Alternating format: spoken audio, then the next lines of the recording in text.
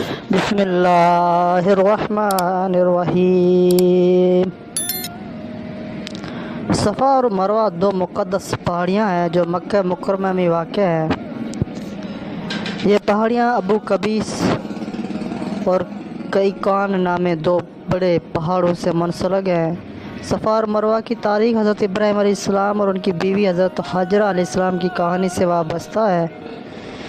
جب حضرت ابراہیم علیہ السلام اپنے بیٹے حضرت اسماعیل علیہ السلام اور اپنے بیوی حضرت ہاجرہ علیہ السلام کو اللہ تعالیٰ کے حکم پر مکہ مکرمہ میں چھوڑ گئے تو وہاں پانی کی کوئی صورت نہ تھی۔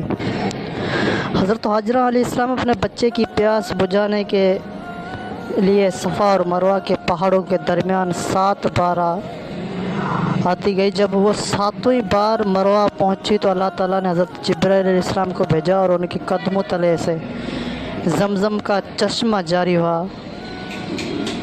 صفا اور مروہ کے درمیان 7 بار آنا جانا حج اور عمرہ کے ارکان میں سے ایک ہے۔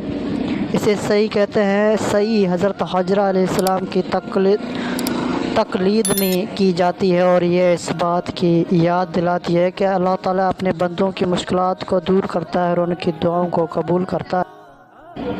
قرآن پاک میں سورۃ البقرہ کی آیت نمبر 158 میں صفا اور مروہ کا ذکر کیا گیا ہے۔ اس آیت میں اللہ تعالیٰ فرماتے ہیں، بے شک صفا اور مروہ اللہ تعالیٰ کی نشانیوں میں سے ہے۔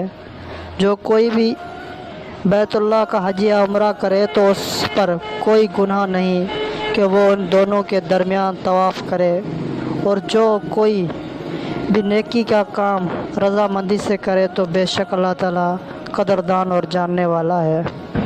صفا اور مروہ کی سعی مسلمانوں کے لیے اللہ پر بھروسہ کرنے اور اس کی مدد مانگنے کا ایک سبق ہے۔